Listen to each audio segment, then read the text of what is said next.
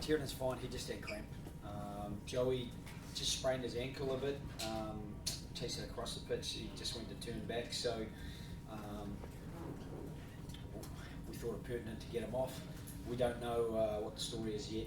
It hasn't really swelled too much, but it was a bit tender, so we'll see how it settles and maybe get a scan either here or once we arrive in Tokyo. Same problem for me. He was out for a couple of months during the season.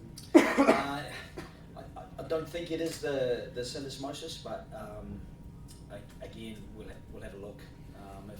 If it's much better tomorrow morning, we'll just treat it like a sprained ankle. He just rolled his ankle really, and if it's blown up and it's very tender, then we'll get it scanned.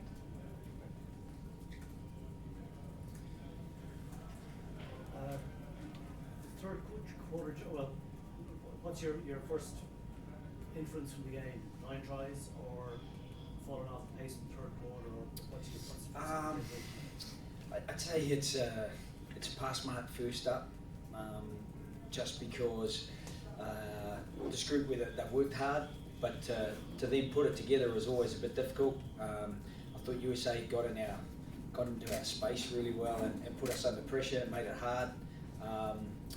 I thought we got to the space quite well a few times, particularly Joey found a bit of space with the cross kicks because they were up and in at us, and it allowed Earlsey.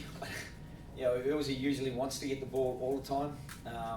I think after the first 20 minutes he didn't want it anymore. He'd already run far enough. It was oppressively hot out there and heavy for the players, and the other thing at half time that the lads were saying is the ball was incredibly slippery. There's a lot of perspiration on the ball, which made it very hard to get long transfers. Shorter transfers were okay, but as soon as you wanted to try to get enough bite on the ball to get it wide, it was a little bit difficult. So it was disappointing probably that third quarter where there was a bit of a lull, particularly the third try they scored, but I thought it was a good try for them. The other two were charge downs, and I think Joey will keep learning from that. For a guy who has played very, very little at 10 all season, it's very hard to put yourself in what is probably the pressure position and make all the right decisions, and I thought he made some really good ones and created a fair bit of play for us, and so he'll probably learn from the things that didn't go so well as well.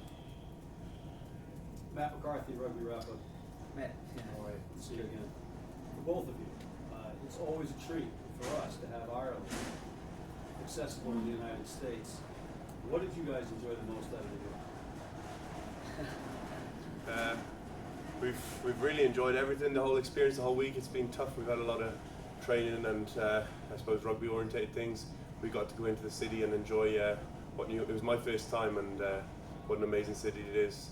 But I'd say the best sort of experience has to be the game today, playing in New York against the US, getting a win, and just the atmosphere. I mean, the amount of Irish, we knew it would be like that, but there was some atmosphere, and depending on who had the ascendancy in the game, you could hear the volume lift either way. So it was just a really good experience playing in that today.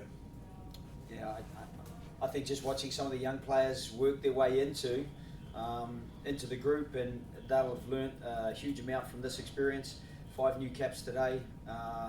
That's exciting for us. It's really exciting for them. James Ryan didn't muck around too long, getting his first test try. I thought Andrew Porter was probably really unlucky not to be awarded his one. And so, there's a buzz amongst the young guys, and there's also a bite of reality amongst the old guys like Rhys, who know that there are further steps to climb. You all good? Yeah. Okay, we'll leave it there. Jeez, thanks, lads. Thank you.